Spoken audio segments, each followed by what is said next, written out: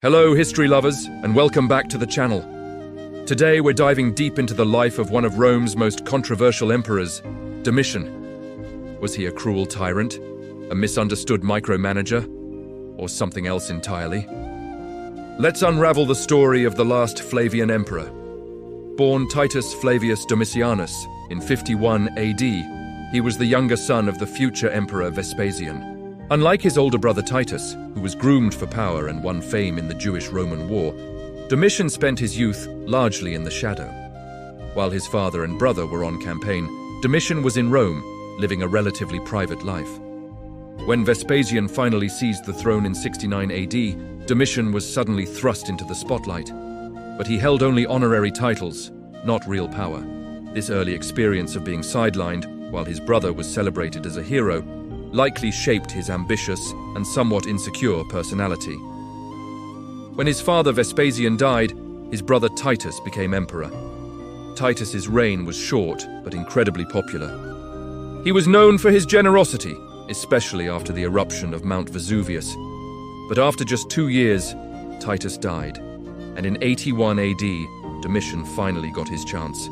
He was proclaimed emperor by the Praetorian Guard, and the Senate, as usual, had little choice but to confirm it. The boy who grew up in the shadow was now the most powerful man in the Roman world. So what kind of ruler was he? Well, it's complicated. From an administrative perspective, Domitian was actually quite effective. He was a micromanager who demanded efficiency and honesty from his officials. He took a strong stance against corruption in the provinces, often prosecuting governors who exploited their positions. He also revalued Roman currency, which had been debased for years, strengthening the economy. He initiated a massive building program in Rome, restoring ruins from past fires and constructing magnificent new structures like the palace on the Palatine Hill, which would serve as the imperial residence for centuries. He also completed the Colosseum, which his father had started. Economically and administratively, his reign brought stability.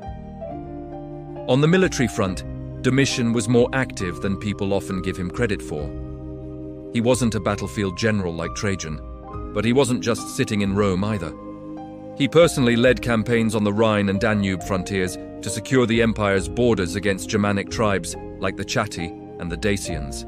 His campaign against the Dacian king, Decebalus, was particularly grueling. While it didn't end in a decisive Roman victory, it did result in a peace treaty that stabilized the region for a time, even if his critics in Rome called it a shameful compromise.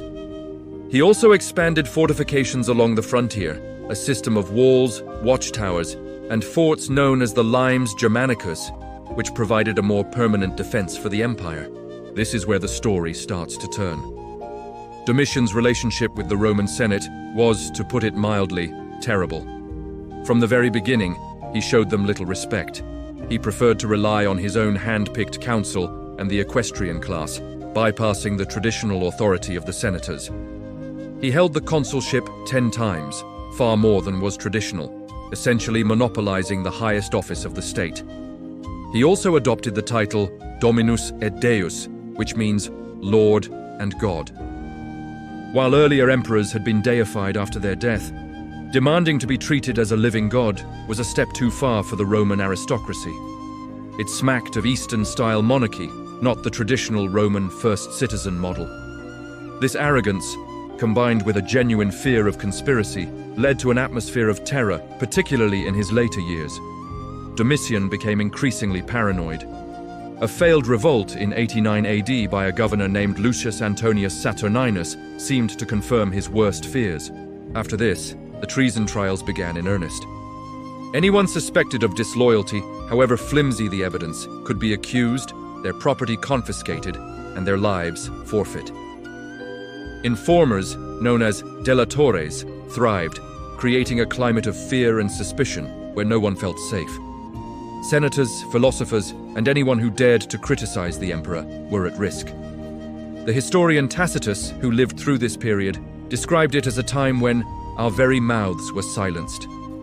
This reign of terror is what dominates the historical accounts written after his death by authors like Tacitus and Suetonius, who were themselves from the senatorial class. They painted him as an absolute monster, cruel, envious, and bloodthirsty.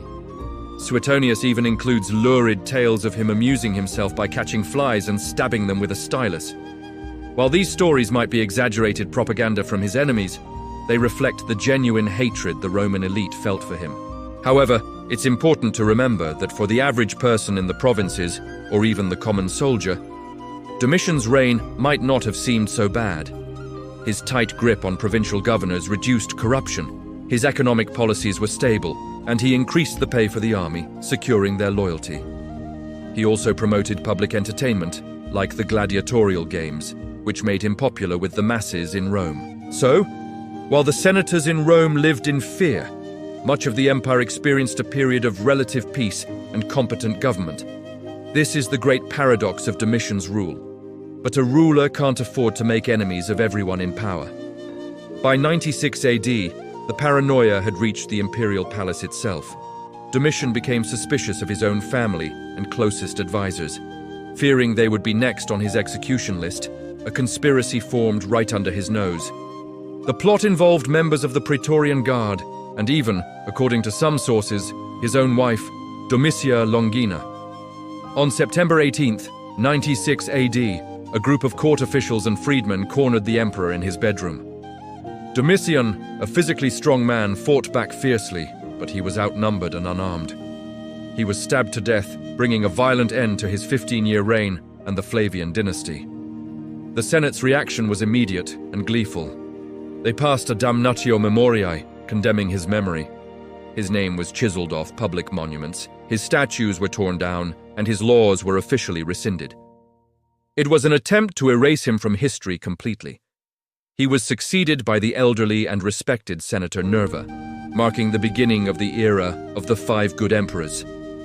The very existence of this good era was defined in contrast to Domitian's bad one. So, how should we remember Domitian? The ancient sources, written by his enemies, give us the image of a quintessential tyrant.